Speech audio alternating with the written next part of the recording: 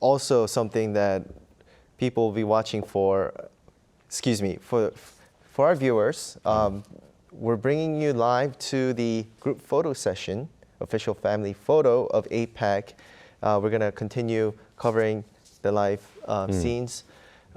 Meanwhile, we have Dr. Go in the studio with us to explain what's going on and give us deeper insights. What we're trying to find out is the outfit right now, because back 20 years ago when South Korea hosted APEC in Busan, they were wearing hanbok, traditional Korean outfit. But this time around, it seems like the material seems to be that of hanbok, but it seems like a scarf instead. So the leaders right now are not dressed in hanbok like they did in 20 years ago in Busan, but a scarf. It does seem like they have sort of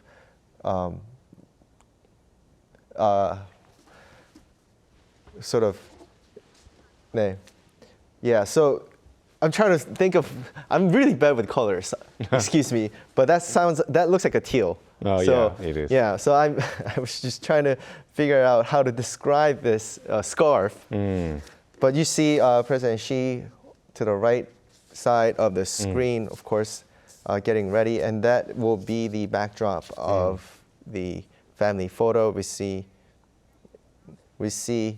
the drawings of the important architecture of Gyeongju there. Now, continuing with the questions. Now, this is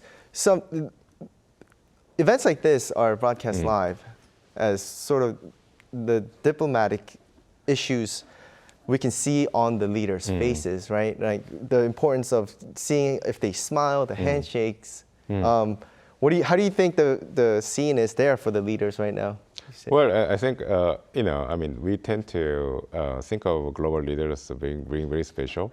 So probably come from a different clothes than the rest of us. But in fact, they are people too. So they are socializing. It's a little bit like high school. So they're socializing. They're trying to, get to know each other better, especially important countries such as China and Korea, because so not all countries are the same size or have the same economic level of development.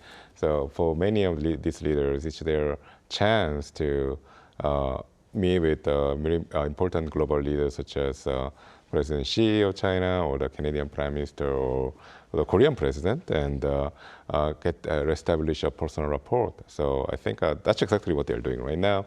And also now the photo session is going to take place soon, and the photo session is also it's a very important part of optics. Diplomatic gatherings like this, the substance is very important. The agreement that comes out of the meeting is very important, but then the optics, the vision, the visualization of the relationships are very important because it sends a message, and I think that's what's going to happen now, and I think. Where they are where they stand within the group picture is going to be, send the message as well. Right, and like you said, building rapport, and what we're seeing is they're going up on the stage for the family photo, official family photo of APEC 2025 Korea, with the scarf that seems to have materials of hanbok, right? And we see butterflies, if I'm correct, as President Xi was saying that from last night. That was butterflies are something that it's used a lot in Korean traditional drawings, especially with Gyeongju and Silla days. Now, Dr. Go, you and I will be in studio throughout this live cast of photo session, as well as the press conference by President Lee Jae-myung afterwards. Now, to our viewers, what you're seeing right now is the family photo session for APEC 2025. You see President Xi and President Lee Jae-myung together, probably because President Xi is the host of 2026 APEC. The 21 members are on the stage right now with the scarf that represents traditional Korean outfit. Now, this wraps up the multilateral scene of APEC 2025. Dr. Go, like you said, the personal relationship plays a big part, but Donald Trump is not there. So what does that, what would we have to sort of, is that a message or?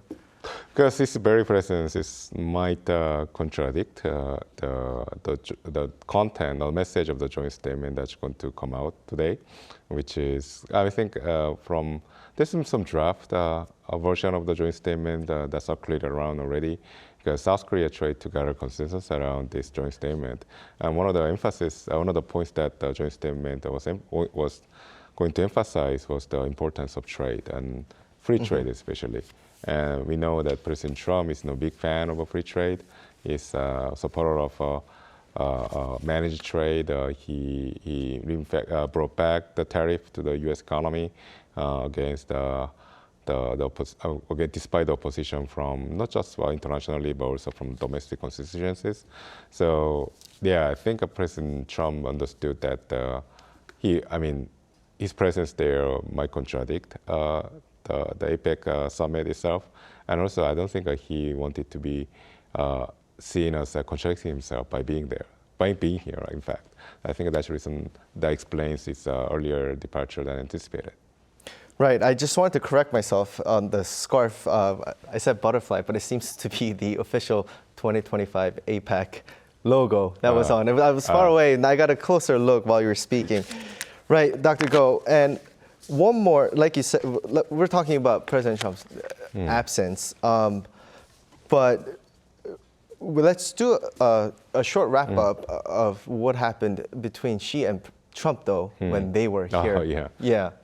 Was it a groundbreaking result, you say? No, not really. So yeah, groundbreaking, no, less about groundbreaking, but more significant, I would say. So it was a very significant moment in the year-long, no, less than a year, but then the saga between the United States and China since President Trump assumed office in January this year.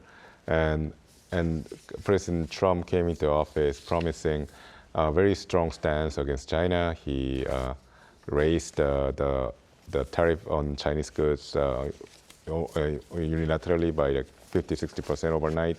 And he actually, the maximum rate went over 100% at one point, because President Trump was using tariff as a punitive measure against China for actions other than that took place in the economic domain.